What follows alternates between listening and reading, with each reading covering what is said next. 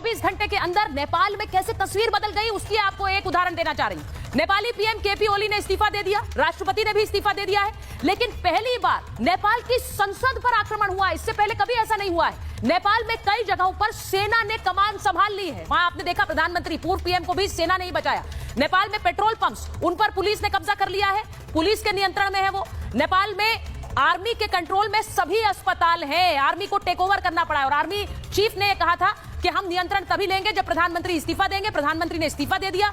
नेपाल में सिर्फ जो ग्रोसरी के स्टोर्स हैं वो इस वक्त चल रहे हैं और जो मेडिकल दवाएं स्टोर्स हैं वो चल रहे हैं। हिंसा के बीच नेपाल के जो सभी मार्केट हैं, सभी बाजार हैं, वो बंद कर दिए गए हैं। हिंसा के बीच नेपाल के सभी पेट्रोल पंप भी बंद है। जैसा मैंने कहा कि पुलिस ने उन पर नियंत्रण ले लिया है। स्कूल कॉलेज भी अगले आदेश तक बंद रहेंगे। ऐसी स्थिति में स्कूल कॉलेज चल भी नहीं सकते हैं। नेपाल की संसद भवन में आज जो तोड़फोड़ आगजनी हुई उसकी तस्वीर मैंने आपको दिखाई।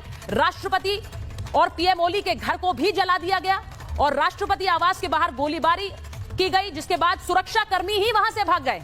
पूर्व प्रधानमंत्री और कई मंत्रियों के घर को फूंक दिया गया है। आप अंदाजा नहीं लगा सकते हैं कि वहां पर इस वक्त हालात क्या हैं। अब आपको एक ऐसी तस्वीर दिखाती हूं जिससे आपको हालात का अंदाजा होगा।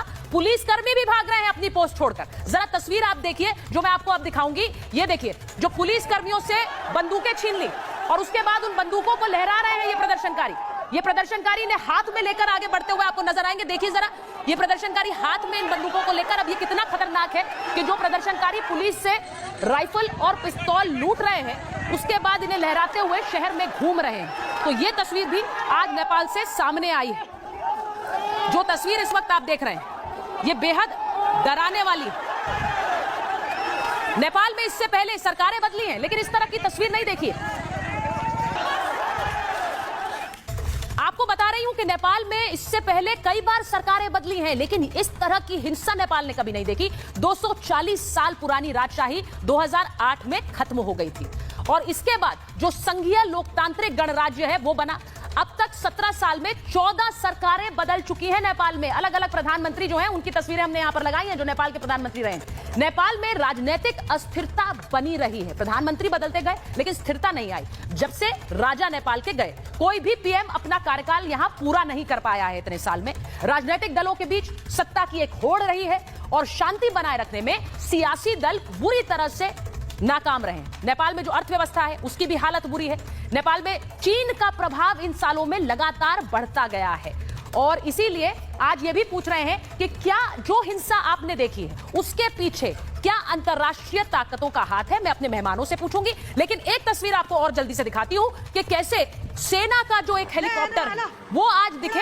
ये कहा जा रहा है केपी ओली क्या देश छोड़कर भाग गए हैं, क्योंकि ये तस्वीरें सामने आई हेलीकॉप्टर की हवा में मंडराते हुए प्रधानमंत्री आवास के बाहर और इनमें से कई ऐसे थे जिनमें सिक्योरिटी पर्सनल भी थे। वो बाकायदा उतरकर सुरक्षा दे रहे थे। सेना के हेलीकॉप्टर आज प्रधानमंत्री आवास के ऊपर लगातार घूम रहे थे और पूछा जा रहा है कि क्या, ये देखिए जो सिक्योरिटी पर्सनल हैं, जो आर्मी के लोग हैं वो निकल रहे हैं यहाँ से, सिक्योरिटी कवर दिया, लेकिन क्या इन्हीं में से एक हेलीकॉप्टर में फरार भी हो गए हैं नेपाल के प्रधानमंत्री।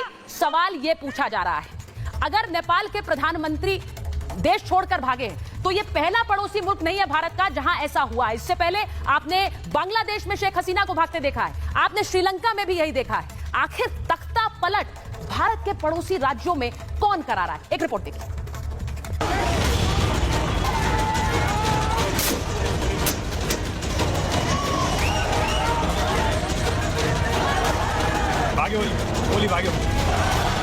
भारत के 3 पड़ोसी मुल्कों में तख्ता पलट, श्रीलंका, बांग्लादेश और अब नेपाल।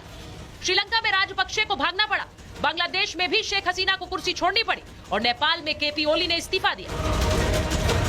बांग्लादेश की ये तस्वीरें याद है आपको। बांग्लादेश में छात्रों का प्रदर्शन हुआ और शेख हसीना को देश छोड़कर भागना पड़ा था।